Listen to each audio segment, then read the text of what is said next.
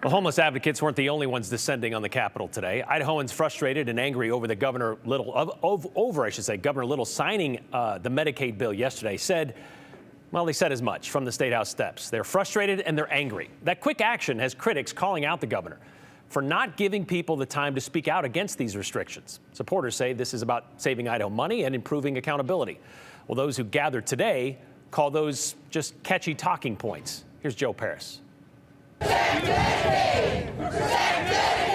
rallying chant in the shadow of the state capitol. We know the power of Medicaid. Response to a new law just signed into Idaho code about 24 hours ago. New restrictions on Medicaid and expansion. It's going to be a massive drain on county resources. Critics like Ralph Blount don't buy what supporters of the new restrictions label it as, a cost-saving measure to the state of Idaho. Action now to prevent a runaway budget item in the future that could compromise state programs across the board. They are making tax cuts for billionaires, and they're doing it at the expense of regular working people. There's no justification for what they're doing. The law, formerly known as House Bill 345, makes a collection of changes to administrative rules and program management, while also adding in Medicaid expansion limitations. Especially the work requirements. Dallas Chase has called Idaho home for decades. Oh, I've written letters, and I can't understand, Governor Little, why you did this. I truly can't. Dallas comes with practical concerns about costs that the new restrictions come with, namely emergency care. They're going to be thousands of dollars of treatment. They aren't going to be able to pay for it.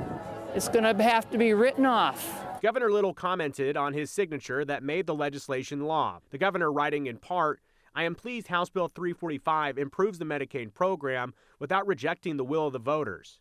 Governor Little is an incredible coward for signing that bill prior to hearing from people today. Idahoans on the steps feel they're being ignored. We don't care about you. Pure and simple, they don't. It's all about saving, the idea of the perception of saving taxpayer dollars, but they're giving it away with the other hand.